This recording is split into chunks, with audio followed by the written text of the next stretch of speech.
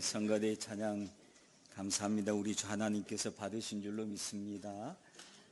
저도 이 찬양을 들으니까 오래전에 또 함께 불렀던 그런 기억이 나서 참 고맙습니다. 2026년을 맞이해서 우리 제일대한기독교회 총회장으로서 동경교회를 방문해서 여러분과 함께 예배를 드릴 수 있는 은혜를 주신 주님께 감사를 드립니다. 동경교회를 생각하면 늘 고마운 마음이 하나 있습니다. 그건 무엇인가 하면 후나바시 교회 이야기인데요. 저는 후나바시 교회를 섬기고 있는 목사이기도 합니다. 후나바시 지역에 1950년대에 그 지역에 우리 동포들이 많이 살고 있었고 동포 아이들이 많이 있었습니다.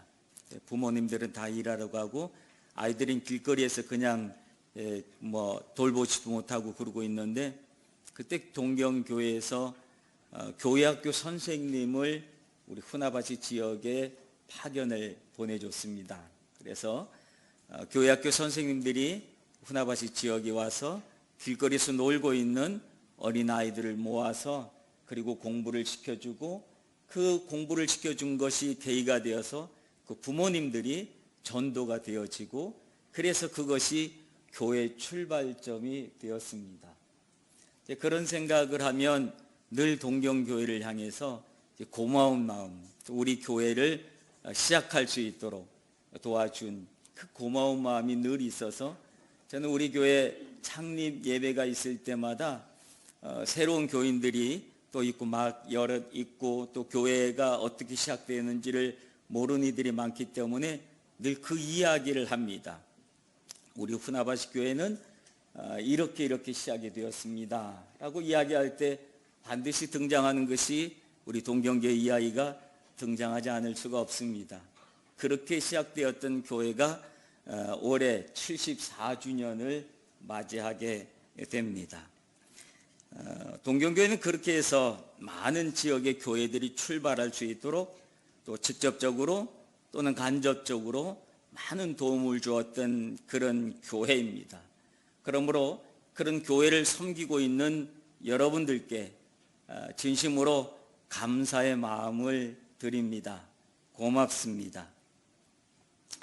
누구든지 자기의 첫 번째 출발점을 안다라고 하는 것은 굉장히 중요한 일이라고 생각합니다. 왜냐하면 그것은 자기가 누구냐라고 하는 것, 즉 자기의 정체성에 관련된 부분이기 때문에 그렇습니다. 내가 누구냐라고 하는 자기의 정체성을 안고 사는 사람은 바른 길을 갈 수가 있습니다. 그런데 자기의 정체성을 잃어버리고 내가 누구인지를 알지 못하고 살아가는 사람은 각기 제 갈 길로 갈 수밖에 없을 것입니다. 우리 동경교회도 동경교회가 어떤 교회인지에 대한 교회의 정체성을 가지고 여러분들이 신앙생활 한다면 하나님께서 우리 동경교회를 통해서 큰 영광 받으시고 여러분의 삶 속에서도 놀라운 은혜와 은총의 역사가 계속되어질 줄로 믿습니다. 그런 의미로 오늘 본문에 등장하는 야곱이라고 하는 한 사람은 나오는데 그 사람은 영적인 출발점이 있었습니다. 그런데 영적인 출발점이 어디였는지를 잊어버리고 자기의 삶을 살아왔던 약 20년간 그 생활을 잃어버리고 살아왔던 그를 하나님께서 다시 부르시는 장면이 오늘 읽은 성경 본문에 있는 내용입니다. 오늘 본문을 통해서 주님의 베들로 올라가라라고 하는 이 말씀이 야곱에게 있어서 어떤 의미인지 또 그리고 그 말씀은 우리의 삶에 또 어떤 의미인지를 함께 말씀을 나누는 시간을 갖고자 합니다. 첫 번째 야곱은요, 도망자였습니다. 형 에서를 2번씩이나 속였던 사람이죠. 장자권을 팥죽 한 그릇으로 빼앗아 버렸던 그의 모습이었고 그리고 장자가 받을 축복 기도마저도 욕구돌이에서 중간에 가로채고 말았던 야곱이었습니다. 그것이 발각이 되면서 형으로부터 목숨이 위태로운 그런 위기감을 느끼자 그는 도망길에 나서게 됩니다. 그 도망길에서 외삼촌 라반 집으로 가는 그 도망길에서 루스라고 하는 지역에 이르렀을 때 밤이 되었고, 그리고 중간에 어디 잠잘 곳도 찾지 못하고 그는 그 밤에 그 산속에서 노숙을 결정하게 됩니다. 그 노숙하는 그 밤에, 돌베개를 자고 잠자고 있었던 그 밤에 하나님은 그에게 나타나십니다. 그리고 신비한 꿈을 꾸게 되는 것이요, 꿈에 본즉 사닥다리가 땅 위에서 하늘로 세워지고 천사들이 오르락내리락 한 것을 본 겁니다. 하나님의 음성이 들리기 시작합니다. 나는 여호와니 내 조부 아브라함의 하나님이요 이삭의 하나님이다 라고 하는 하나님을 만나게 됩니다. 그리고 내가 너와 함께 가면 내가 어디로 가든지 너를 지키며 이 땅으로 돌아오게 할 것이라, 내가 너를 떠나지 아니할 것이다 라고 하는 약속을 해주십니다. 이 놀라운 하나님의 음성을 듣고 그는 깜짝 일어나서 돌베개 하던 그 돌을 세워놓고 거기다 기름을 붓고 하나님을 예배하고 하나님 앞에 서원을 드리고 약속을 합니다. 하나님, 내가 반드시 돌아와서 하나님과 약속을 합니다. 그런 도망길이었던 그를 하나님은 베델의 하나님께서 야곱의 삶을 지켜주기 시작합니다. 근데 그가 외삼촌 집에 이르렀을 때에 외삼촌이 참 하나님이 그런 약속도 받았고 은혜도 받았고 그랬으니 앞으로 내 모든 일들이 다 형통할 것이라고 하는 아마 기대를 가지고 그는 외삼촌 집에 이르렀는지도 모릅니다. 근데 그가 만난 외삼촌은 자기가 생각했던 외삼촌이 아니었습니다. 교활한 사람이었습니다. 그래서 그는 만나자마자 철저하게 라반에게 이용을 당합니다. 자기의 두 딸 레아와 라헬의 결혼 문제를 야곱 한 사람에게 한꺼번에 해결을 시켜버리고 맙니다. 그리고 야곱이 둘째 라헬을 좋아하는 것을, 사랑하는 것을 알고는 그것을 미끼로 삼아가지고 수년 동안 삭도 주지도 않고, 그리고 그의 노동력을 착취합니다. 그럼에도 불구하고 하나님은 야곱과 함께하여 주셔서 그가 행하는 모든 일들이 잘 되게 하고 형통하게 해서 그의 라반의 집이 재산이 늘어갈 수 있도록 하나님은 은혜를 주십니다. 그럼에도 불구하고 라반은 여전히 야곱을 이용하고 있었던 그의 모습입니다. 그러나 그 과정 속에서도 하나님은 내가 너를 버리지 않겠다, 내가 너를 떠나지 않겠다라고 약속하게 하셨던 그 약속의 말씀을 하나님은 성실히 지켜나가십니다. 그에게 처음에는 자기가 사랑했던 부인이 하나였지만 나중엔 둘이 되고, 나중에 몇이 되었습니까? 넷이 되었습니다. 아이들이 태어납니다. 하나 둘 태어나더니 나중에 12명의 자녀를 하나님이 허락해 주십니다. 그리고 오늘 본문에 읽었던 것처럼 라반이 주지 않았던 품삯을 하나님이 대신 주기 시작하면서 야곱이 점점 부가 늘어나게 됩니다. 재산이 늘어나게 되면서 라반이 갑자기 자기 조카 야곱을 보는 눈이, 시선이 달라지기 시작합니다. 차갑게 보기 시작하고 냉정하게 보기 시작하고, 그의 시선이 달라진 것을 알고는 야곱은 내가 여기 계속 있다가는 큰일을 당하겠다 생각을 해서 그의 부인들 모아놓고 내가 이제 여기를 떠날 때가 된 것 같다라고 이야기를 할 때 오늘 읽었던 본문의 말씀이 임하는 겁니다. 하나님께서 그에게 나타나셔서 하시는 말씀이, 나는 베델의 하나님이다. 내가 거기서 기둥에 기름을 붓고 거기서 내게 소원하였으니 지금 일어나 이곳을 떠나 너의 출생지로 돌아가라. 하나님이 말씀하십니다. 여러분, 하나님이 지금 야곱에게 하시는 말씀이 무슨 말씀입니까? 나는 베델의 하나님이다라고 해요. 처음에 하나님이 야곱에게 나타나셔서 하셨던 말씀은 나는 여호와니 너의 조부 아브라함의 하나님이요 이삭의 하나님이라고 말씀하셨던 주님이 이제는 나는 야곱의 하나님이다 라고 말씀하십니다. 하나님이 자기를 소개하는 말이 달라진 겁니다. 아브라함과 이삭을 얘기하던 하나님이 야곱에게 지금은 나는 베델의 하나님이다 라고 말씀하십니다. 여러분, 이 베델은 누가 지었습니까? 야곱이 지었던 이름입니다. 거기서 하나님을 만나고 난 다음에 그는 하나님에 대한 신앙의 고백으로 그곳의 이름은 루스가 아니라 여기는 베델, 하나님의 집이다라고 그는 이름을 바꿨습니다. 즉 그는 자기의 신앙 고백을 담아서 베델이라고 이름을 지은 겁니다. 여러분, 하나님은 어떤 분이냐? 하나님은 내가 하나님 앞에 신앙 고백한 그 고백대로 우리에게 임하시는 분이신 줄로 믿습니다. 주님을 존중히 여기면 주님도 우리를 존중히 여기시는 줄로 믿습니다. 여러분, 하나님에 대해서 뭐라고 고백을 하십니까? 주님은 나의 사랑의 하나님입니다 라고 고백을 한다면 주님은 여러분에게 나타나셔서 내가 너를 사랑한다 라고 말씀하실 겁니다. 주님은 나의 구원주입니다 라고 고백하면 걱정하지 마, 내가 너를 도와줄게, 내가 너의 구세주가 아니냐, 뭐 걱정하냐 라고 하면서 우리에게 나타나셔서 말씀하실 줄로 믿습니다. 내가 하나님을 어떻게 고백하느냐에 따라서 그 고백으로 주님은 우리에게 임하시는 줄로 믿습니다. 아브라함의 하나님, 이삭의 하나님을 말씀하셨던 주님께서 지금 이 시간은 나는 베델의 하나님이다 라고 말씀하신 이 말씀의 의미를 여러분 깊이 받아들이시기를 바랍니다. 그러나 여러분, 하나님이 베델로 올라가라고 했지만 그 야곱의 모습을 바라보면 그는 자기만을 위해서 살아왔던 사람이었습니다. 베델의 하나님을 약속받고 외삼촌 집에 왔지만 그는 외삼촌 집에서 자기의 삶을 살았습니다. 결혼을 하고 아이를 낳고 재산도 늘어났고 자기만을 위해서 막 정신없이 살았습니다.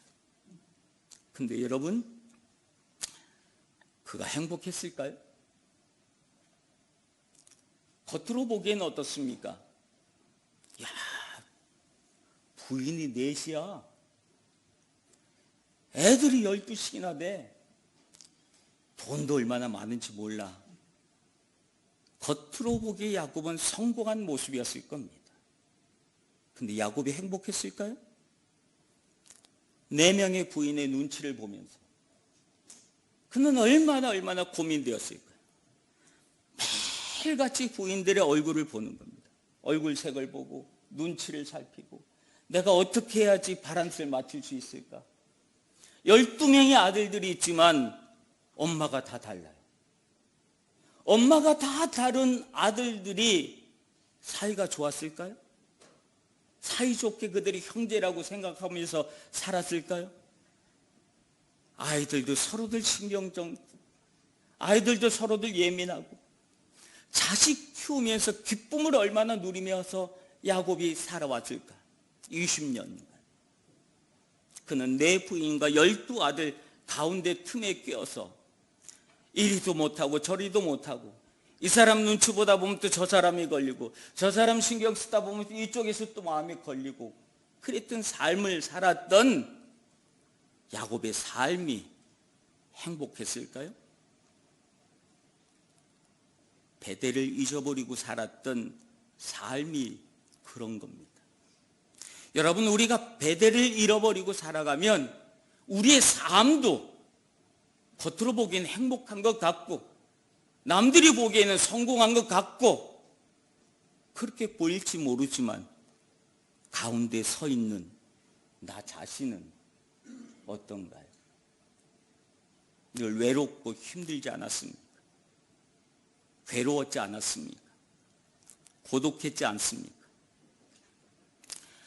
야곱이 있어서 베델은 그런 곳이었습니다. 그래서 하나님이 그런 야곱에게 나타나셔서 베델로 올라가라.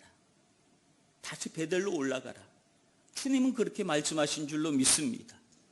여러분, 우리가 성경 말씀은 전부 다 누구에게 하시는 말씀이라고 우리는 믿습니까?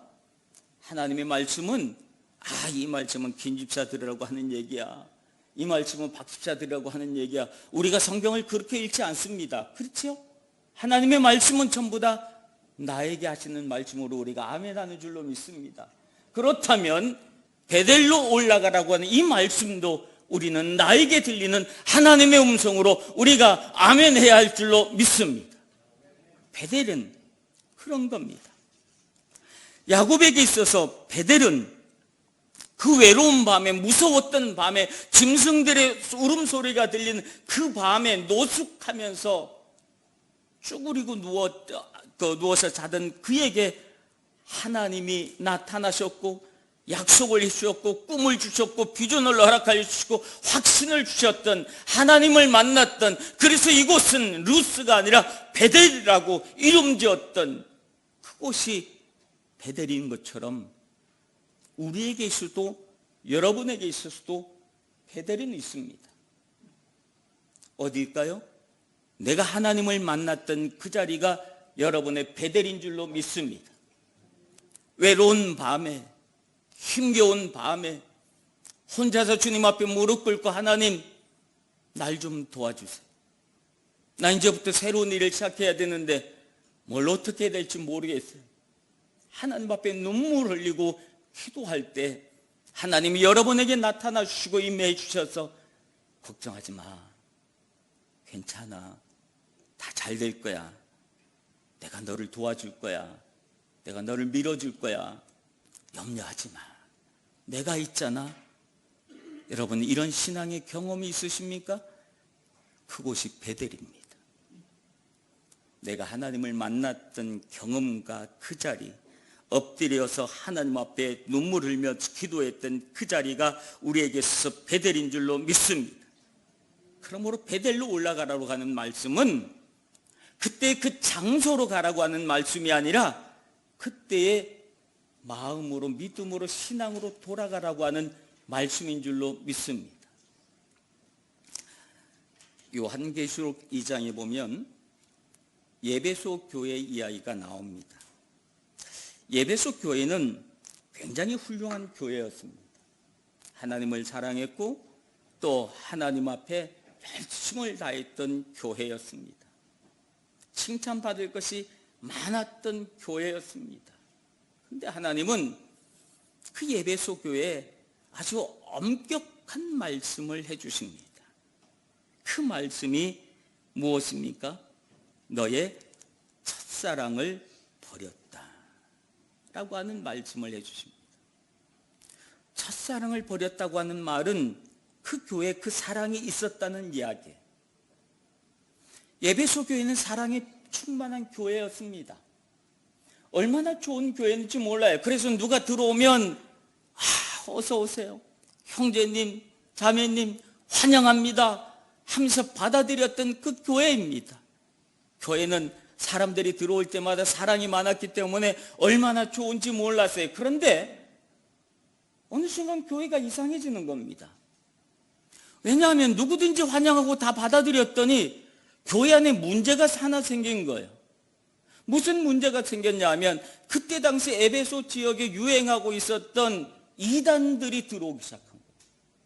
그리고 마치 자칭 사도라고 하는 사람들이 교회 안에 들어오기 시작한 겁니다.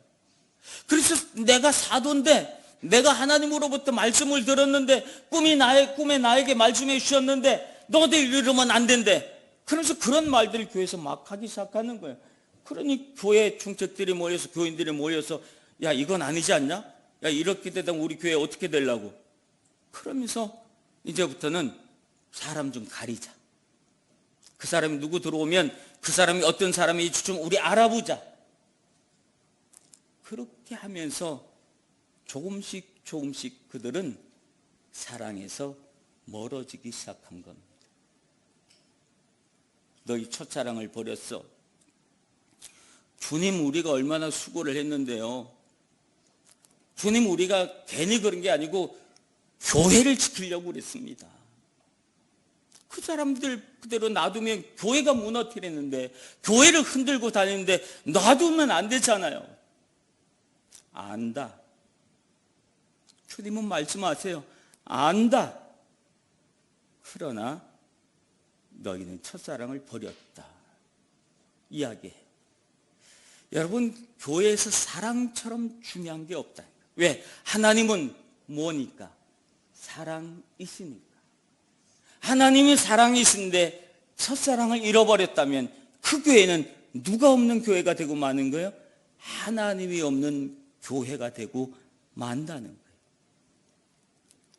나름대로 다 이유가 있습니다. 변명의 이유가 있습니다. 예수님, 하나님, 내가 베델을 다시 간다고 약속을 하고 그랬는데, 하나님, 사실은요, 내가 먹고 살기 힘들었어요. 얼마나 힘들었는지 몰라요. 그러다 보니까 내가 베델을 돌아가지 못하고 있었어요. 핑계 없는 무덤이 없다는 말처럼 우리는 하나님 앞에 늘 이와께가 늘 있어요. 근데 주님은 다시 우리에게 말씀하시는 거예요. 다시 베델로 올라가. 너 나하고 약속했지? 약속한 거 지켜라. 주님 그렇게 말씀하시는 거예요. 여러분, 우리는 다시 베델로 올라가야 할 줄로 믿습니다. 하나님을 만났던 자리, 하나님과 영적 경험이 있고 영적 체험이 있었던 그 자리, 마음이 뜨거웠던 그 시절, 우리가 다시 돌아가야 할 줄로 믿습니다. 근데 어떻게 베델로 올라갔지? 야, 그 베델로 올라가려면 우리 다시 고생해야 되는 거 아니야? 다시 먼 길을 가야 되나? 또 다시 여행을 떠나야 되나? 그때 그 자리로 가려면? 우리는 이런 생각을 할 수 있는데 우리가 잊고 있는 게 하나가 있어요. 그것은 뭐냐면, 오늘 본문에서 하나님이 자기 자신을 뭐라고 얘기했냐면, 나는 베델의 하나님이라 그랬어요. 즉 야곱이 베델로 올라가려고 애쓰고 노력했던 그것보다 하나님이 먼저 오셔서, 야, 나 베델의 하나님이야. 베델이 야곱의 문 앞에 있었던 겁니다. 여러분, 우리는 주님께 다시 돌아가려고 무수한 노력을 해야 된다고 생각하지만 언제나 하나님이 먼저였습니다. 언제나 하나님이 먼저 우리에게 찾아오셨습니다. 언제나 하나님이 우리에게 먼저 손 내밀어줬고, 언제나 하나님이 먼저 우리를 도와주셨습니다. 나는 미처 생각지도 못했을 때에 하나님이 먼저 우리에게 손 내밀어 주시고 우리를 도와주신 줄로 믿습니다. 왜냐하면 요한계시록 3장 20절에 보면, 볼지어다 내가 문 밖에 서서 두드리노니 누구든지 내 음성을 듣고 문을 열면 내가 그에게로 들어가 그와 더불어 먹고 그는 나와 더불어 먹으리라. 주님이 늘 우리에게 먼저 찾아오셔서 마음의 문을 계속 두드리고 계신 거예요. 근데 우리는 그 나를 두드리는, 그 주님께서 내 마음의 문을 두드리는 그 소리를 늘 거절했던 거예요. 사실은 못 들은 척한 거예요. 여러분, 그렇지 않아요? 내가 지금 다시 은혜를 받고 옛날 은혜 생활했던 그때로 돌아가면 내가 지금 하고 있는 일 못할 건데, 내가 다시 은혜 받고 막 하면, 교회 일에 막 열심히 하면 나 지금 급한 일이 너무 많은데, 하나님 잠깐만 있다가 나 급한 일 좀 끝나고 난 다음에, 급한 불 좀 끝나고 난 다음에 그때 내가 다시 열심히 할게요. 나는 지금 해야 될 일이 너무 많고, 더 솔직하게 얘기하면 먹고 사는 일이 우선이에요. 늘 우리는 이런 마음이 있어서 하나님을 떠날 수는 없어서 교회에 오지만 내 마음은 주님께 드리지 않고 있었던, 마음의 문을 닫고. 주님은 계속 예배 때마다 아마 여러분의 마음의 문을 두드리고 있었는지 몰라요. 근데 내가 안 열어준 거예요. 우리가 베델의 하나님을 만나는 것은 베델의 하나님께서 이미 나에게 찾아오셨기 때문에 내가 문만 열면 돼요. 마음의 문을 열고 주님을 아멘, 주 예수여 어서 오시옵소서, 그리고 내 마음에 모셔드리는 그 순간 여러분 안에 베델은 이루어지는 줄로 믿습니다. 베델이 하나님이 먼저 오셨다는 사실이에요. 근데 오늘 여기 계시록 3장 20절에 보면 주님이 우리 안에 들어와셔서 뭘 하시겠다고 하셨냐면, 나는 그로 더불어 먹고 그는 나와 더불어 먹으리라. 내 안에 들어오셔서 주님이 하시는 일은 같이 먹겠다는 얘기예요. 나는 먹고 사는 일 때문에 주님을 거부하고 급하니까, 먹고 사는 일이 우선이니까 하면서 늘 마음의 문을 닫았는데, 주님은 야, 문 열어. 먹고 사는 문제 나랑 같이 하자. 힘겨운 문제 나랑 같이 하자. 주님은 원수의 목전 앞에서도 식탁을 베풀어 주시는 분이, 상을 베풀어 주시는 분이 우리 주님이시잖아요. 그러므로 주님이 내 안에 들어오시면 내가 고민했던 수많은 문제들이 한순간에 해결되어지는데, 그걸 내가 하려고 하니까 주님은 좀 잠깐 있다 오시고, 내가 이 일을 조금 급하니까 이 급한 불 좀 끄고 난 다음에 내가 다시 하나님 앞에 나가서 멸침을 나오고 뭐 하고 옛날 했던 것처럼 그렇게 할게요 라고 말하지만, 내 힘으로 하는 그것은 야곱이 베델을 떠나 20년 살면서 성공한 것처럼 보였지만 늘 외로웠던 그의 모습들처럼 내 힘으로 이룬 것은 외로움밖에 남지 않습니다. 훅 불어버리면 한순간에 다 날아갈 것밖에 없습니다. 베델의 하나님이 여러분에 임하시면 그분께서 내가 너와 함께 먹자라고 말씀하신 줄로 믿습니다. 사랑하는 성도 여러분, 2026년 1월 중순에 왔지만 어디서 출발하시겠습니까? 여전히 익숙한 곳 라반의 집에서 여전히 출발을 하시겠습니까? 내가 익숙한 것이 좋으니까 나 그냥 여기서 계속 있을게요, 익숙한 대로, 그렇게 하시겠습니까? 아니면 라반의 집을 떠나서 베델에서 하나님과 함께 하시겠습니까? 베델의 하나님을 내가 모셔드리는 그 순간 우리의 삶은 달라지고 놀라운 은혜의 시간이 여러분에게 시작되어 줄 줄로 믿습니다. 한 분 한 분 위에 베델의 하나님이 임하셔서 여러분의 삶의 구석구석을 돌아보면서 묶인 것은 풀어주시고 아픈 것은 치료하시고 서운하고 힘들었던 마음속에는 새로운 힘과 용기를 주실 것이고, 외롭고 힘겨웠던 마음속에는 주님이 함께 하시는 임마누엘의 은혜를 주실 줄로 믿습니다. 그렇게 될 때 자연스럽게 내 삶이 변할 거예요. 성도 한 사람 한 사람이 변하면 여러분 동경교회가 변할 것입니다. 여러분, 베델이 무슨 말입니까? 하나님의 집이라는 말입니다. 우리 동경교회는 하나님의 집이 되어야 할 줄로 믿습니다.